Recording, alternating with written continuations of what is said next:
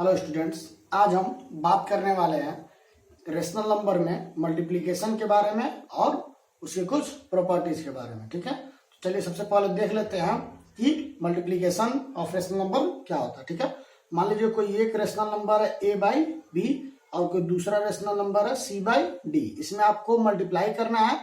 ठीक है, इन दोनों के बीच में मल्टीप्लाई करना। तो आप सिंपली क्या करेंगे, न्यूमरेटर का न्यूमरेटर से और डिनोमिनेटर का डिनोमिनेटर से मल्टीप्लाई कर देंगे।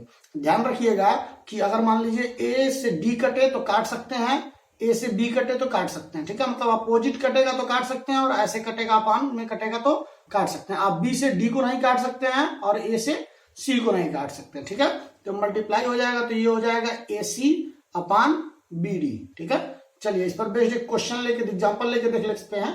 ठीक है, एग्जाम्पल नंबर 1 है 2/3 इंटू 4/5। ठीक है, यहाँ देखिए 2 से 4 कट सकता है लेकिन हम यहाँ नहीं काटेंगे, इसका सीधे इसमें मल्टीप्लाई कर देंगे। 4 2 जा 8 और 3 का 5 में हो जाएगा 15। ठीक है, इसमें दूसरा एग्जाम्पल लेते हैं। मान लीजिए कोई संख्या दी है 3/15 और दिया हुआ है 3/16। ठीक है, इसमें आपको क्या करना है, यहाँ आप 3 से 3 नहीं काट सकते लेकिन इस 3 से इस 15 को काट सकते हैं या फिर इस 3 से इस 15 को काट सकते हैं। तो चलिए हम इस 3 से इस 15 को काट देते हैं 5 बार में, और कुछ कटने पिटने लायक नहीं है तो इसका मल्टीप्लाई 1 में कर देंगे, हो जाएगा 3 1 जा 3 और 16 का 5 में कर देंगे, हो जाएगा 80। ठीक है, इसका ये हो जाएगा।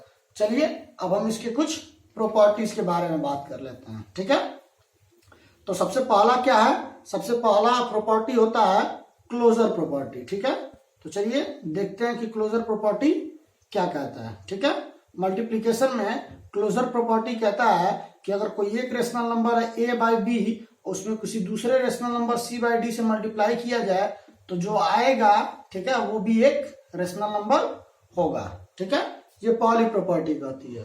ठीक है, चलिए अब दूसरी प्रॉपर्टी देख लेते हैं। दूसरी प्रॉपर्टी होती है कम्यूटेटिव प्रॉपर्टी। ठीक है, कम्यूटेटिव प्रॉपर्टी। ठीक है, इस प्रॉपर्टी के हिसाब से मान लीजिए कि अगर कोई एक रेशनल नंबर है a बाई बी, दूसरा रेशनल नंबर है c बाई डी, इन दोनों का मल्टीप्लाई किया जाए तो इसकी जो वैल्यू आएगी वो बराबर आएगी c upon D into a upon B के।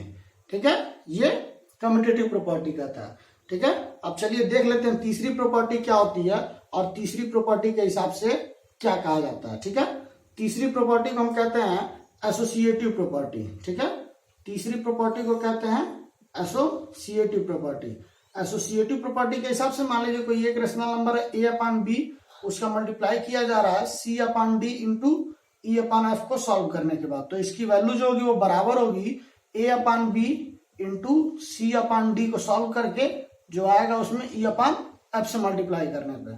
ठीक है, अब चलिए हम इसकी जो है चौथी प्रॉपर्टी देख लेते हैं। चौथी प्रॉपर्टी होती है मल्टीप्लिकेटिव आइडेंटिटी।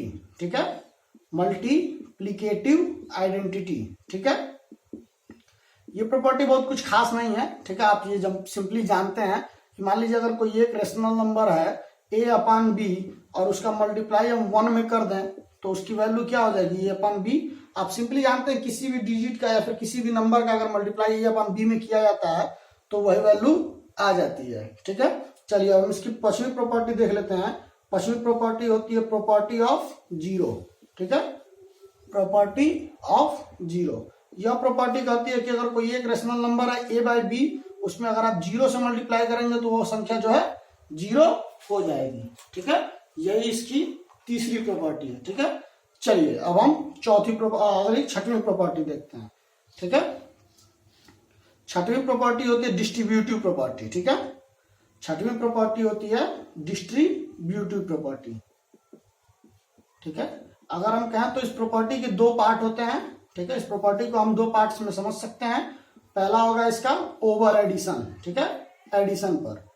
ठीक है, तो चलिए इस प्रॉपर्टी को हम देखते हैं। एडिशन पर इसकी प्रॉपर्टी के हिसाब से क्या होगा कि अगर कोई एक rational number a by B है, इसका हमको मल्टीप्लाई करना है c upon D plus E upon F पे, तो इसकी जो वैल्यू होगी वो बराबर होगी a अपान बी का c अपान डी के साथ मल्टीप्लाई करने पर plus a upon B into E upon F करने पर। मतलब इसका मल्टीप्लाई इसमें फिर इसी का मल्टीप्लाई इसमें करने पर इसको जो सॉल्व करेंगे तो इसकी यही वैल्यू जो आएगी वो दोनों बराबर होगी। ये डिस्ट्रीब्यूटिव प्रॉपर्टी होता है ओवर एडिशन, ठीक है।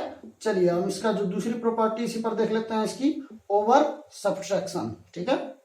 सब्ट्रैक्शन पर भी यही होगा, ठीक है। अगर कोई एक rational number a upon B है, इसका मल्टीप्लाई है c अपान डी के माइनस e अपान एफ के साथ, तो इसकी जो वैल्यू होगी वो बराबर होगी a upon B into C upon D minus a upon B into E upon F के, ठीक है।